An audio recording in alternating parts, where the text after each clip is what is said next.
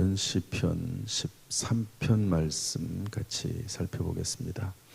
먼저 내용을 한번 쭉 이해하도록 하지요. 분해하고 분석하는 시간. 이 관찰이라고 하는 것은 내용을 우리가 찾는 겁니다. 마치 음식을 만들어 먹으려면 어떤 재료들이 있나 하는 것을 찾듯이 한번 쭉 그 내용들을 이해를 해 보는 거죠. 오늘 말씀은 크게 두 가지로 구성이 되어 있습니다. 첫 번째는 시편 기자 다윗이죠. 다윗이 처한 상황입니다. 다윗이 처한 상황이 나오는데, 첫 번째는 원수라고 하는 말이 나옵니다. 원수. 2절에 보면 내 원수가 나를 치며, 4절 보면 나의 원수가 이르기를, 이렇게 되어 있습니다. 원수. 혹시 원수가 있습니까? 원수. 저 원수. 이 다윗을 친다고 그랬습니다. 친다. 또 그럴 뿐만 아니라 자랑한다 그랬습니다. 내가 다윗을 공격했어. 내가 다윗을 못살게 굴고, 내가 다윗에 대해서 아주 어렵게 하고 다윗을 죽일 생각을 가지고 있어. 그러면서 어느 정도 자기가 하는 행동에 대해서 자랑하는 거죠. 2절 하반절에. 이것이 원수의 상황입니다. 원수가 괴롭힌다는 것이죠. 그때 시편 기자 다윗의 모습은 어떤가? 다윗의 모습은 1절 보니까 여호와여 어느 때까지니까 나를 영원히 잊으시나이까? 주의 얼굴을 나에게서 어느 때까지 숨기시겠나이까? 원수가 그렇게 나를 괴롭히고 힘들게 하는데 하나님께서는 아무런 행동도 안 하시는 것 같은 불안감이 있는 것이죠. 따라합시다. 불안감. 그 다음에 두 번째로 다윗의 모습은 뭐냐? 원수 앞에 다윗의 모습은 2절 상반절에 보면 이렇게 되어 있습니다. 나의 영혼이 번민하고 종일토록 마음에 근심하기를. 번민과 근심이 닥쳐오는 거죠.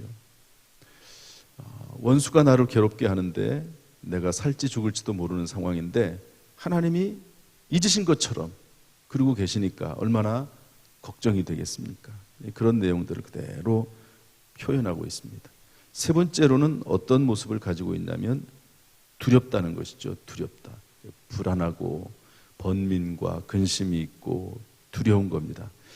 그런데 어떤 두려움이 임하냐면, 어떤 두려움이, 우리 3절은 읽어보겠습니다. 3절은 다시 읽어보죠. 시작.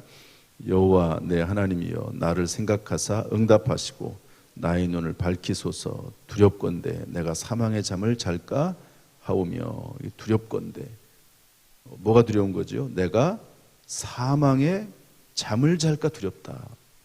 이게 뭘까요? 죽을지 모른다. 이것도 있겠습니다만은 나의 눈을 밝히소서 이렇게 연결되어 있는 것을 보면 기도하지 않는 것을 말합니다. 하나님, 내가 원수 때문에 지치고 낙심하고 불안하고 번민하고 근심하다가 기도하지 않을까 두렵습니다. 기도하지 않으면 결국 어떻게 됩니까? 죽는 거죠. 그래서 그게 두렵다 하는 거죠. 그 결과 나의 원수가 말하기를 내가 이겼다 할까 두렵다. 원수가 말하는 거죠. 내가 그 일을 극복하고 내가 이겨야 되는데 원수가 나를 이겨서 그렇게 외치고 다닐까 봐 두렵다는 거죠.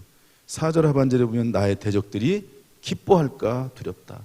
내 원수, 내 대적들이 자기가 이겼다고 할까 두려운 거죠.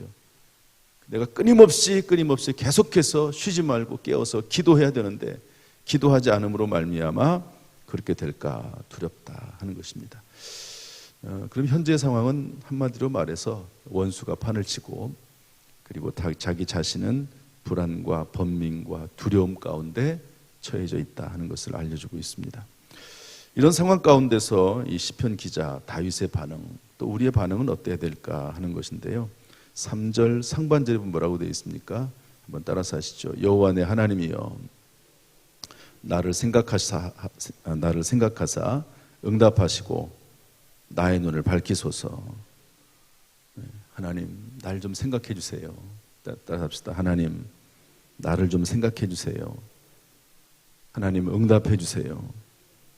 내 눈을 밝혀 주세요. 이렇게 기도하는 거죠. 하나님, 지금 원수들이 나를 죽이려고 하고 있습니다. 원수라고 하는 그 개념이 꼭 사람일 수도 있지만 환경일 수도 있고 여러 가지 복잡한 일일 수도 있을 것입니다. 그때 하나님 앞에 기도하는 거지요. 나를 생각해 달라고, 응답해 달라고, 내 눈을 좀 밝혀 달라고, 기도에 깨어 있을 수 있게 달라고 기도하는 겁니다. 첫 번째 반응이고요. 두 번째는 5절 말씀 읽어보겠습니다. 5절 뭐라고 반응을 했는지 5절 시작. 나는 오직 주의 사랑을 의지하였사오니 나의 마음은 주의 구원을 기뻐하리이다. 오직 주의 사랑을 의지합니다. 오직 주의 사랑을 의지합니다. 하나님만 의지하겠다는 것이죠. 끝까지 하나님에 대한 믿음을 포기하지 않겠다. 또 그리고 기도의 유일한 근거, 그것은 내 공로가 아니고 하나님의 사랑임을 다시 밝히고 있습니다. 은혜 아니면 살 수가 없네. 천부여 의지 없어서 손들고 옵니다. 하나님 앞에 다시 고백하는 거죠. 그리고 6절 말씀 보면요, 이렇게 시편 기자가 반응합니다. 6절 시작. 내가 여호와를 찬송하리니 이는 주께서 내게 은덕을 베푸심이로다. 하나님의 은덕을 믿고 찬양하는 겁니다. 이것을 저는 밤에 부르는 노래 이렇게 명칭하고 싶어요. 아직 원수들이 판을 치고 있고 불안과 근심과 두려움이 아직 떠나지 않았지만 그럼에도 불구하고 하나님의 사랑과 은혜를 믿고 하나님 앞에 찬양하는 것이죠. 마치 바울과 실라가 빌립보 감옥에 갇혀서 한밤중에 일어나서 찬송하고 기도했던 것처럼 하나님을 믿고 찬양하겠다 하는 내용이 오늘 본문의 말씀입니다. 이런 내용들이 쭉 기록이 되어 있는 것이죠. 이런 내용 속에 어떤 교훈을 받을 수 있을까? 이제 직접 이 내용을 가지고 음식을 만들어 보는 거죠. 이런 내용인데 이 속에서 과연 나에게 주시는 말씀은 뭘까? 교훈은 뭘까? 하는 것이죠. 그걸 찾아보는 것이고 적용은 뭔가? 음식을 먹어보는 겁니다. 아무리 좋은 음식이 있어도 먹지 않으면 소용이 없죠. 이렇게 좋은 교훈의 말씀이 있어도 그 말씀에 내가 따르지 않으면 의미가 없습니다. 먼저 어떤 교훈을 받을 수 있을까? 3절 말씀을 다시 한번 읽어보겠습니다. 3절 말씀 다시 시작. 여호와 내 하나님이여 나를 생각하사 응답하시고 나의 눈을 밝히소서. 두렵건대 내가 사망의 잠을 잘까 하오며. 하나님, 제가 사망의 잠을 잘까 두렵습니다. 이것을 통해서 알 수 있는 교훈은 뭐냐면 기도 중단은 사망의 잠을 자는 것이다 하는 겁니다. 따라합시다. 기도 중단은 사망의 잠을 자는 것이다. 네, 여러분, 기도는 뭐라고 하죠? 호흡이라고 합니다. 호흡을 중단하면 죽는 거죠. 죽는 겁니다. 그나마 살아있을 수 있는 이유는 인공호흡기라도 껴서 그나마 살아있기도 하는 것이죠. 누군가 중보기도 해줘서 그나마 살아있을 수 있는 것이지. 그러나 여러분, 호흡기, 산소호흡기 끼고 사는 인생이 얼마나 불행합니까? 기도 중단은 사망의 잠을 자는 것이다. 그래서 예수님도 뭐라고 말씀했죠? 너희가 1시간도 깨어있을 수 없더냐? 시험에 들지 않게 깨어있어 기도해라. 사무엘은 뭐라고 말했죠? 기도 중단하는 죄를 범하지 않겠다. 이렇게 말을 했습니다. 여러분, 기도를 중단하면 오늘 말씀에 있는 것처럼 4절에 있는 것처럼 원수가 이깁니다. 4절 하반절에 보면 대적들이 기뻐합니다. 사탄 마귀가 이기고 악한 자들이 승리하게 되는 것이죠. 우리가 마땅히 싸워서 이겨야 될 텐데 우리가 이기지 못하고 사탄 마귀가 이기고 그들이 기뻐하게 되는 것입니다. 적용해 보겠습니다. 여러분들은 나는 기도에 깨어 있습니까? 하루도 빠짐없이 기도하고 있습니까? 성령 안에서 순간순간 매일매일 기도하고 있습니까? 하나님께서 저와 여러분에게 기도의 영을 부어주셔서 항상 하루도 빠짐없이 성령 안에서 기도할 수 있도록 기도의 영을 부어주시기를 주님의 이름으로 축복합니다. 한 가지만 더 보겠습니다. 5절 말씀 보도록 하죠. 5절 다 같이 시작.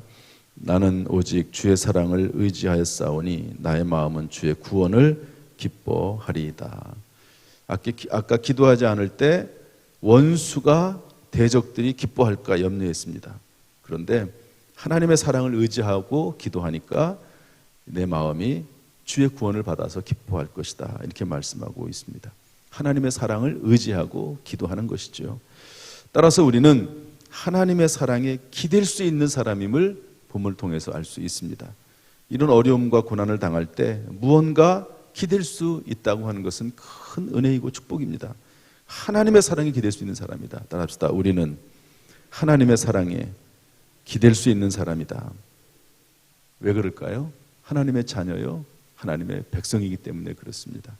탕자가 먼 나라로 가서 고생하다가 아버지 생각하고 돌아왔을 때 탕자의 아버지는 어떻게 했습니까? 무조건적인 사랑으로 받아주는 것이지요. 이와 같이 하나님의 사랑을 의지해서 기도할 때 하나님께서 반드시 역사하시고 우리를 구원해 주실 줄로 믿습니다. 우리에게 구원의 기쁨을 허락해 주실 줄로 믿습니다. 따라서 움츠리지 말고 하나님 앞에 나와서 하나님의 사랑, 오직 하나님의 사랑, 나는 부족하고 아무런 자격이 없지만, 자격이 무엇이 있습니까? 자격이 없지만 하나님의 사랑을 의지해서 하나님 앞에 기도할 수 있기를, 하나님 앞에 나올 수 있기를 주님의 이름으로 축복합니다. 하나님의 그 크신 사랑, 변함없는 사랑으로 인해서 위로받고 새 힘으로 오늘도 승리하기를 주님의 이름으로 축복합니다. 찬송가 304장에 보면 그 크신 하나님의 사랑, 말로 다 표현할 수 없다고, 하늘을 두루마리 삼고 바다를 먹물 삼아도 다 기록할 수 없는 것이 하나님의 사랑입니다. 하나님의 사랑은 변함이 없습니다. 우리가 죽는 그날까지, 천국 들어갈 그때까지 하나님의 사랑을 의지하며 살아갈 수 있기를 주님의 이름으로 축복합니다. 어제는 우리 처가 할머니 이장이 있어서 포천에 다녀왔습니다. 포천이 어딘지 아세요? 우리 38선이 있는 북쪽 끝입니다. 남한에서는 북쪽으로는 뭐 거의 제일 멀리 있는 곳이라고 볼 수 있습니다.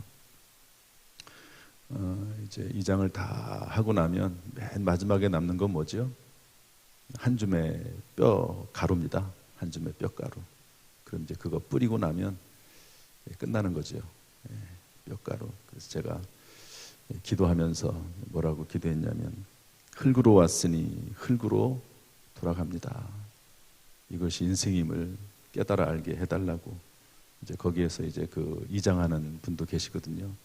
그분이 다 이제 이장하고 또 뼈도 이렇게 빻고 그런 일을 하시더라고요. 교회는 그분이 옛날에 다녔는데 요즘은 교회를 바빠서 주일날만 되면 사람들이 그렇게 찾으니까 거기에 산소가 3,000개 정도가 있는데 그 일이 얼마나 바쁘겠습니까? 주로 이장하는 일, 이제 거기에 다시 묘지는 못 쓰고 이장하는 일만 하는데 그 일도 바쁜 거죠.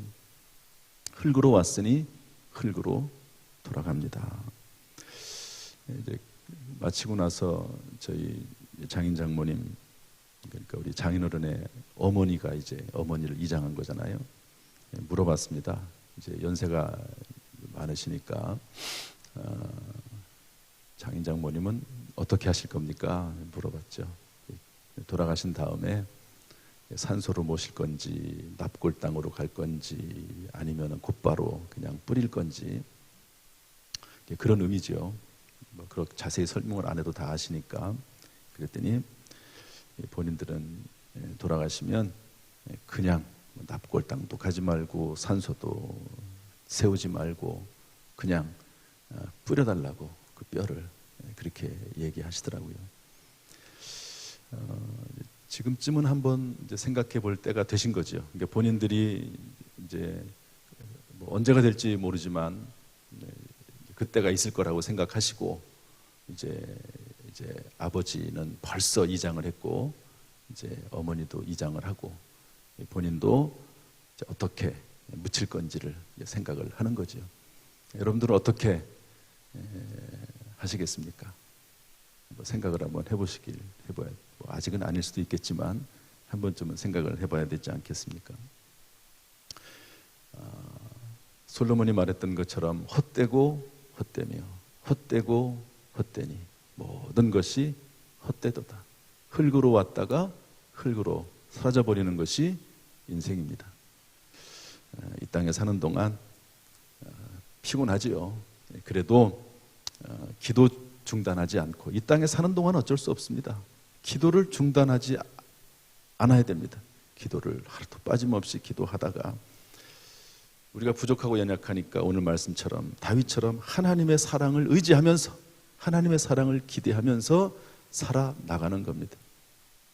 그러다가 주님 부르시면 훌훌 털고 떠나가는 거죠. 이 세상에 무슨 소망이 있겠습니까? 영원한 소망은 하나님 나라에 있는 줄로 믿습니다.